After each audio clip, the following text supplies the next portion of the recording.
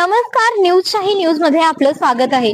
जिल्हा परिषद मतदारसंघाच्या निवडणुका तोंडावर असताना राशिवडे गावामध्ये प्रचार वेग घेताना पाहत आहोत आपण. राशिवडे गाव हे जिल्हा परिषद मतदारसंघातील सर्वात मोठं गाव मानलं जातं.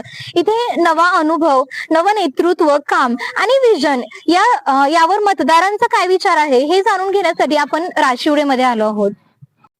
भरपूर आहे त्यांच्या, खरं त्या अपेक्षेचं त्यांनी हे केलं पाहिजे होतं. आता आपण पण त्यांनी काय करावं किंवा काय नाही ते त्यांना करायला पाहिजे होते. याआधी राशिवडेमध्ये जे विकासाची कामं झालेत ना, ती कोणाच्या माध्यमातून झालेत? ते विनय पाटलांच्या माध्यमातून झाले.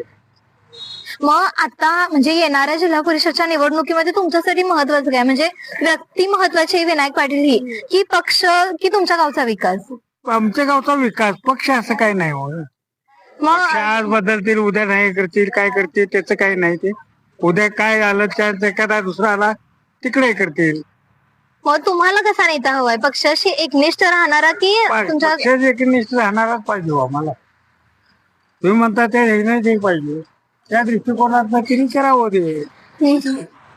पण त्यांचं जोडला सागर धुंद्रे भैया असतील किंवा इतर सुद्धा उमेदवार सागर धुंद्रे आहेत ते चांगले आहेत. ते सुद्धा सागर धुंद्रेने आम्हाला सगळ्यांना सहकार्य करून ते करावं असं त्यांची आमची इच्छा आहे. तिने आता पुढे दिले होते, तिने द्यावं आता परत. ते आपण ते आता त्या रेस मध्ये आहेत असं ऐकाय मला तुमच्याकडून मिळालं आता हे. नाही, म्हणजे येणाऱ्या निवडणुकीत तुम्हाला उमेदवार महत्वाचा आहे का? आम्हाला उमेदवार महत्वाचा. मग त्याच्याकडून काय अजून कामे अपेक्षित आहेत? आता काम अपेक्षित म्हणजे अजूनही बरेचशी कामं आहेत. ती कामं त्यांच्याकडून झाली पाहिजे होती, तो ती तिने करावीत असं आमचं मत आहे. यावेळी राशिवडेमध्ये तुम्हाला काम करणारा नेता हवाय की नवं नेतृत्व हवंय? काम करणार नेता पाहिजे. कोण काम करेल गावासाठी असं वाटतं तुम्हाला? विनायक पाटील. काय कामे झाले त्यांच्या आता त्यांची वरचा भाग सगळा म्हणजे तुम्हाला सांगतो तो बुरंबाळी हे वरला भाग म्हणजे पाटेकरवाडी, परत असं तिकडलं बरंच हे खायला गावाच्या आता नाव येईल आता मासोली खोऱ्यात संपूर्ण त्याने काम केले. म्हणजे जर तिथं माणूस न जाणारा त्या ठिकाणाला त्याने काम केले. म्हणजे डांबरीकरण करून दिले, झोडलं बाजूला लावून पोकल्या नेऊन रस्ता सगळा करून दिला वरचा भाग. मग ह्या आधी त्यांनी भरपूर कामे केलीच आहेत. मग आता जर त्यांना जनतेने प्रतिसाद चांगला दिला तर पुढे पण येणाऱ्या काळात येणार की करणार. तुम्हाला काय वाटतं? मला काय वाटणार, आई ते सगळं नेतं गावातलं जाईल. या चौघातला कोण बी येऊन दे आणि कोण बी काम करून दे, हाय पहिलं केलंय असं.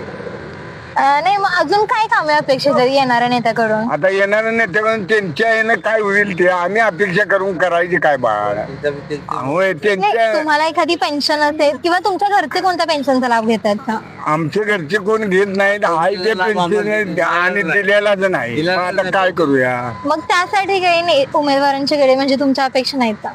उमेदवार अजूनपर्यंत आम्हाला भेटले नाही, तर त्यांची अपेक्षा कशी करावं? काय करणार? तुम्हाला गावचे सरपंच असतील, मग त्यांच्या माध्यमातून एखाद्या पक्षाकडून तुम्हाला म्हणजे एखादी पेन्शन, संजय गांधी निराधार योजना असेल, श्रावणबाळ असेल किंवा लाडकी बहीण तुमच्या घरात कोणीतरी लाभ घेत असेल? नाही बा, त्यातलं काय केलं नाही. त्यातलं कुणीच काय केलं त्यातलं केलंय बाळ, पण ग्राम हे तलाठी साहेब सही देणार असं झालंय. म्हणून आता या नेत्यांनी तरी कसा विश्वास ठेवायचा आणि त्या तलाठ्यावनी बी कसा ठेवायचा? बरं, आमचं काय 10-5 एकर रान नाही, काय नाही, खचून 2 गुंठ रान माझ्या वाटणीला येते.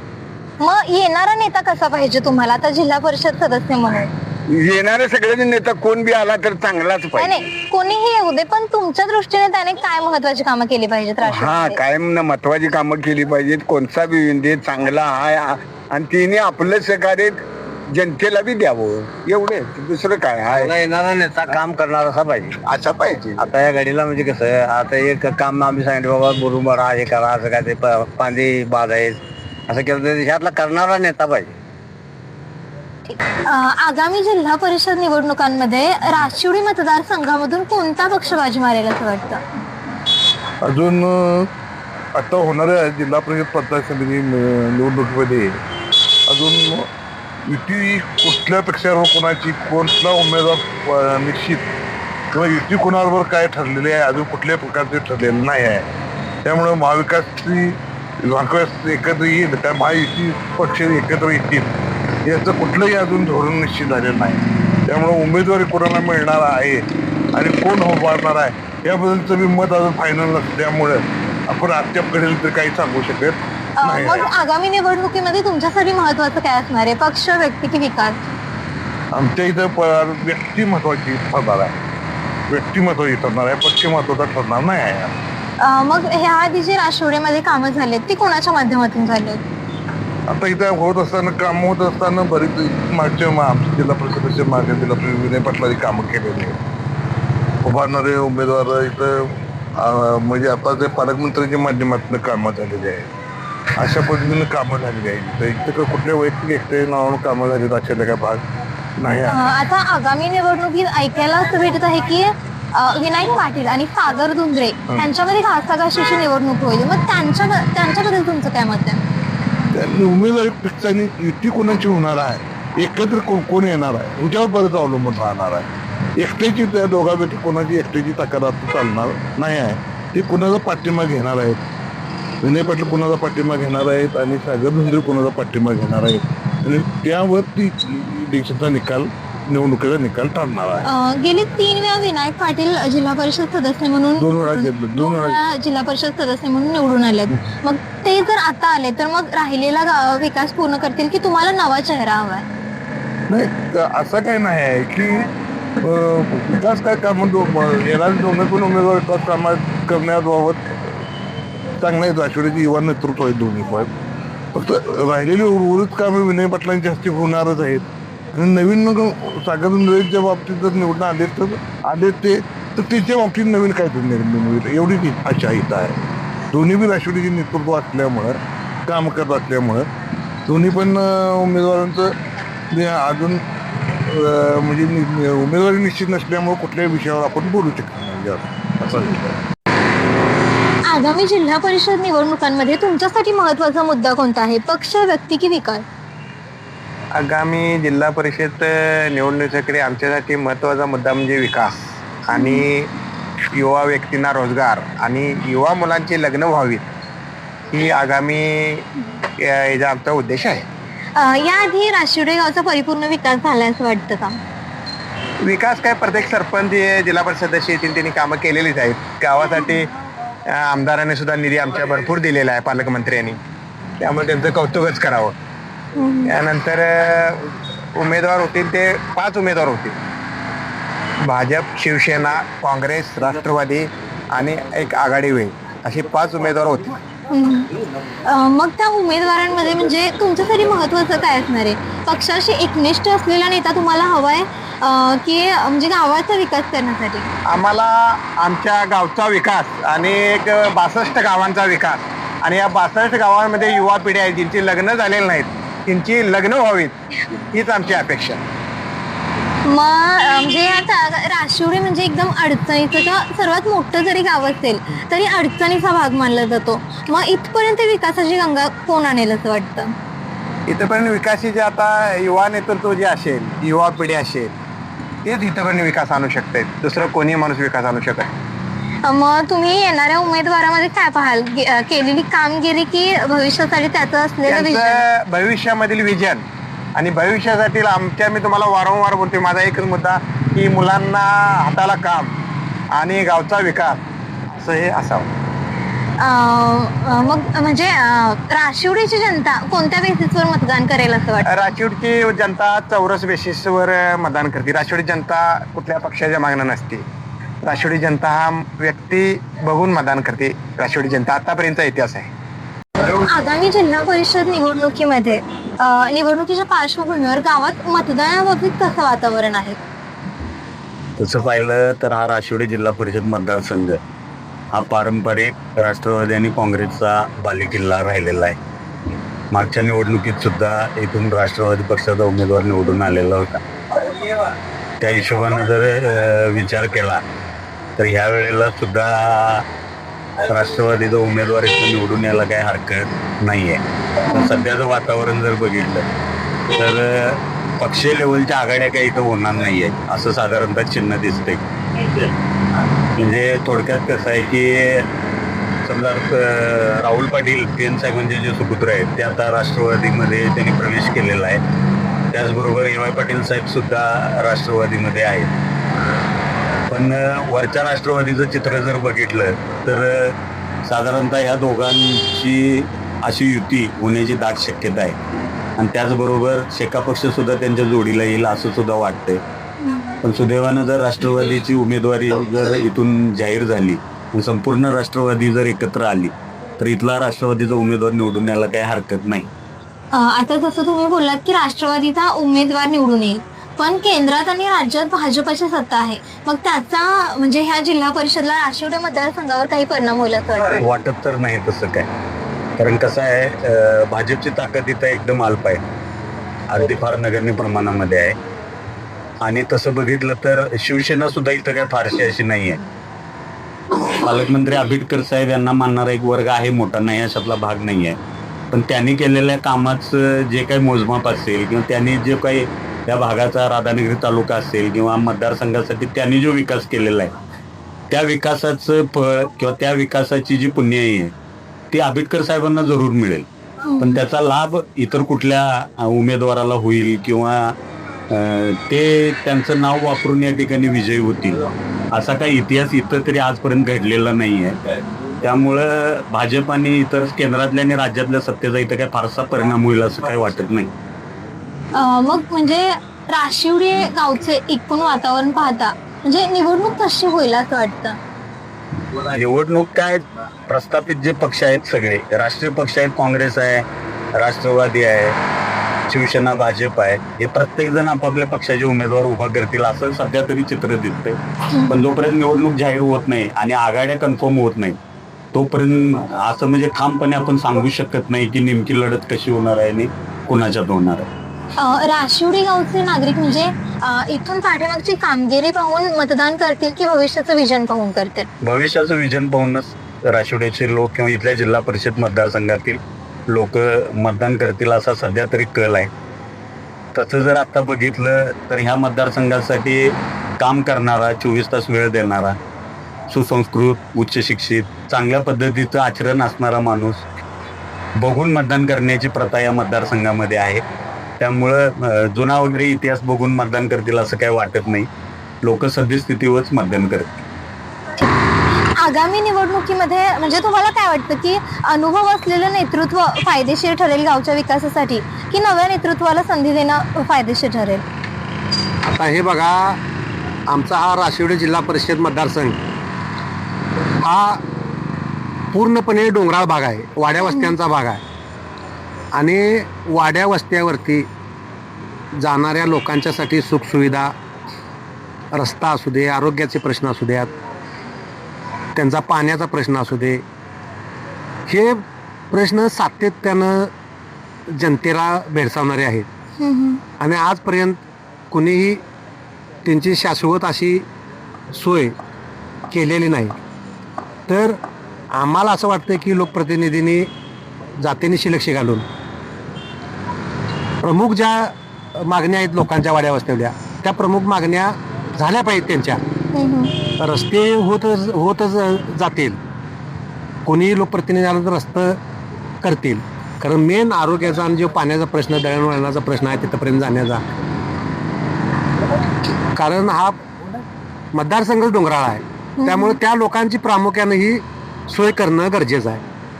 येणाऱ्या उमेदवाराकडून तुमच्या अपेक्षा आहेत, म्हणजे तुमचा येणारा जिल्हा परिषद सदस्य असेल तो कसा असावा?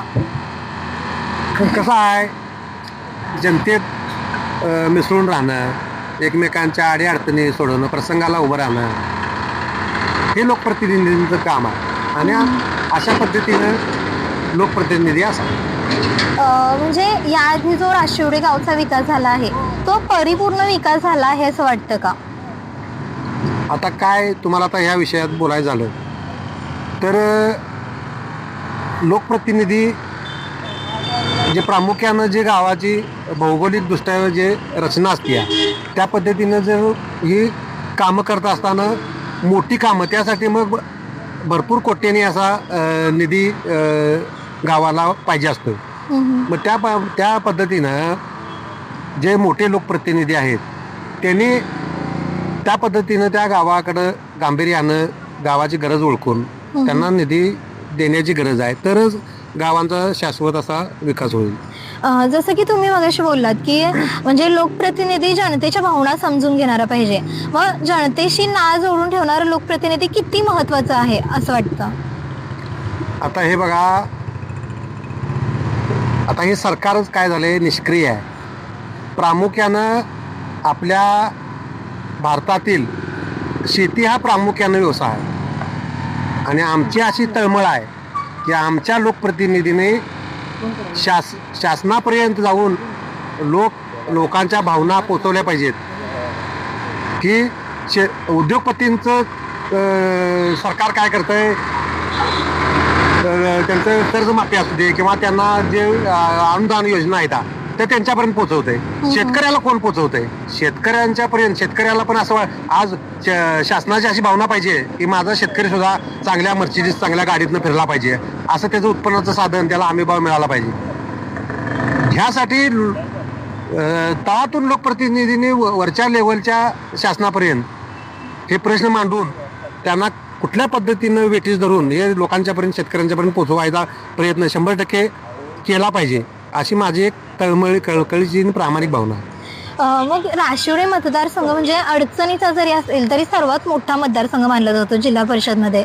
मग ह्या राशिवडेमधली जनता कोणत्या बेसिसवर मतदान करेल असं वाटतं? आता काय झालंय, समीकरणं सगळी राजकारणाची बदललेली आहेत. गल्लीपासून दिल्लीपर्यंत समीकरण सगळे बदललेले आहेत. त्यामुळं ही समीकरणं बदलल्यामुळं आता कुणाला उमेदवारी मिळते आणि कुणाला नाही हे बघण्यापेक्षा लोकांच्या भावनेतून जनता आपला प्रतिनिधी निवडणार आहे. राशिवडे मतदारसंघामध्ये ह्या आगामी जिल्हा परिषदच्या निवडणुकीमध्ये मतदार काय पाहणार? पक्ष की विकास आणि व्यक्ती?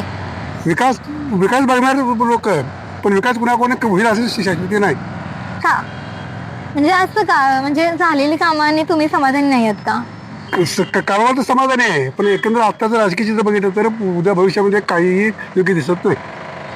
पण असं का? म्हणजे नक्की हे काय आहे? कारण वरची नेते मंडळी एका जागेला स्थिर राहत नाहीत. तत्वाचं कुणालाही घेणं देणं काहीही नाही, फक्त स्वार्थ दुसरं काहीही नाही. त्यामुळे सामान्य लोकांना यांचे घेणं देणं काहीही नाही. म्हणजे एकूणच पक्ष म्हणजे सामान्य नागरिकांपर्यंत पोहोचत नाही, फक्त पक्षाचं राजकीय राजकारणात राहत फक्त राजकारणामध्ये ध्येय धोरणाचा कुणाला काही संबंध नाही, फक्त स्वार्थ दुसरा प्रकार काहीही नाही.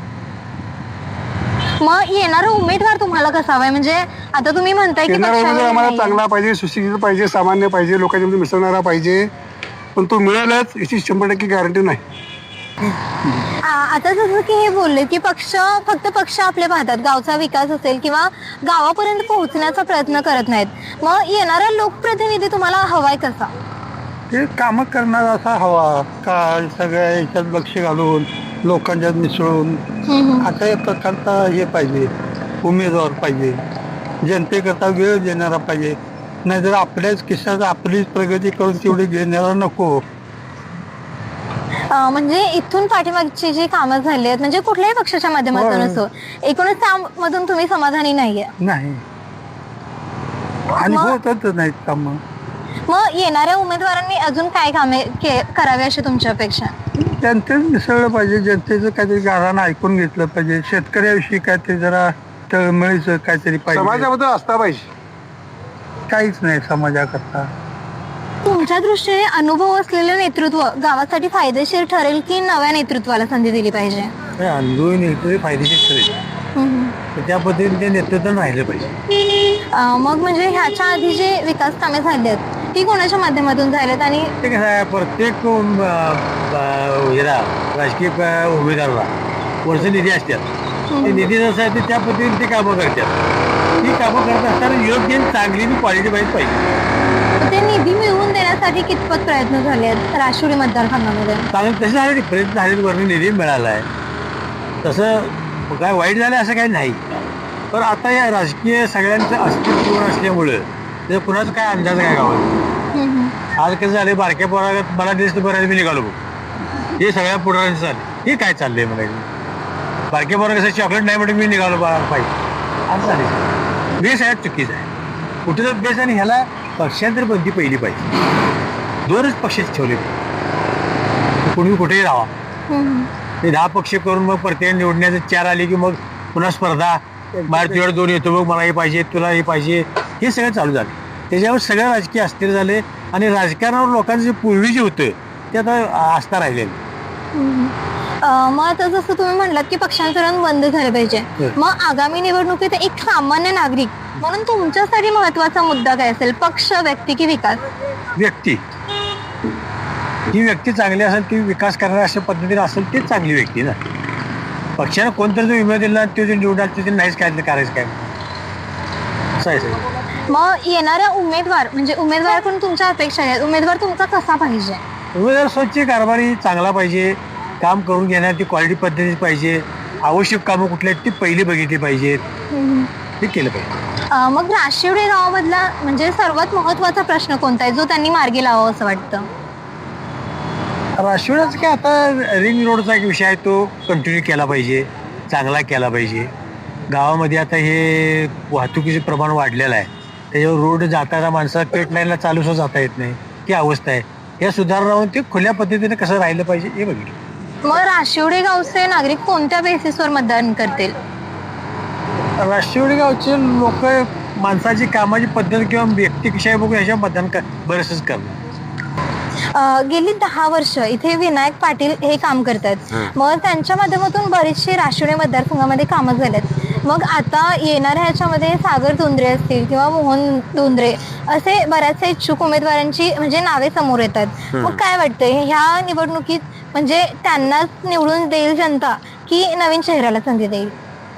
आता ते तिकीट जाहीर झाल्यानंतर त्याचा कार्यक्रम म्हणजे माणसांच्या मनात हे होईल की काय कुणाला द्यायचं आणि कुणाला नाही. तरी सध्या पाहता जो माणूस सक्षम आहे त्याच्या पाठीमागे माणसं उभा राहतील. मग विनायक पाटील यांच्या कामातून जनता कितपत समाधानी आहे असं वाटतं? त्यांच्या कामातून आता जिथं जिथं कामं झालेले आहेत, जिथं लोकांची कामं केलेली आहेत ती समाधान असतील किंवा तिने आतापर्यंत जे काय केलेलं आहे त्याच्यानुसार जनता त्यांच्या गोष्टी ठरवतील. मग राशिवडीमध्ये अजून कोणता म्हणजे विकासाची कामे असतील किंवा रोजगार असतील किंवा अजून कोणते प्रश्न प्रलंबित आहेत जे येणाऱ्या उमेदवारांनी मार्गी लावावेत असं वाटतं?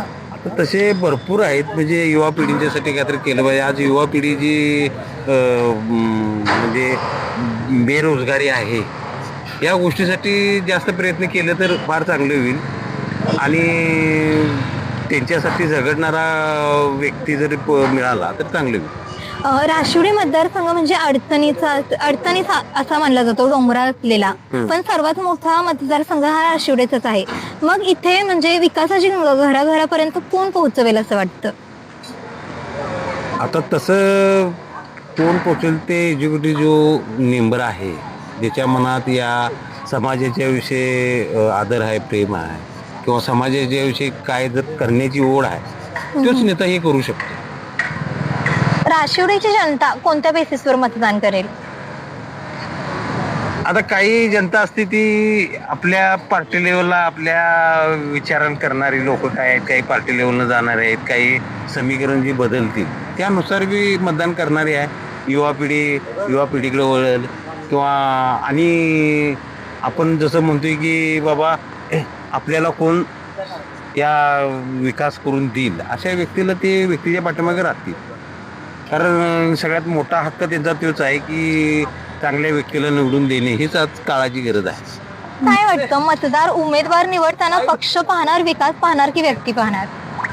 आता सध्याच्या तर याला आज व्यक्ती बघूनच माणसं मतदान करतात आणि जो माणूस खरोखरच कामाचा आहे आणि विकास जर व्हायचा असेल तर कामाच्या माणसालाच तुम्ही मतदान करायला पाहिजे आणि सध्याच आता माणूस तर त्या विचाराचा आहे. येणारा उमेदवार तुम्हाला कसा हवा?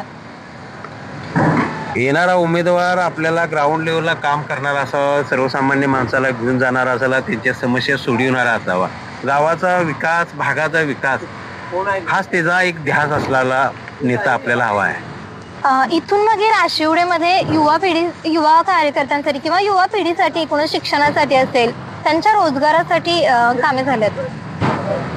सागरबाईंच्या माध्यमातून बरेच तरुण पोरांची कामं वगैरे दिले, बरेच कामाचा पण त्यांनी बरेच गावामध्ये विकास होण्याचं काम केलं. महिला सक्षमीकरणासाठी कितपत प्रयत्न झाले आहेत? बरेच झालेले महिला सक्षमीकरण चालू आहे, प्रयत्न आता पुढे चालू आहे. हे आहे गोकुळचं श्रीखंड. अगदी जिभेवर रेंगाळणार. जिभेवरच नाही तर मनावरही रेंगाळणार. गोकुळ श्रीखंड, मनावर रेंगाळणार.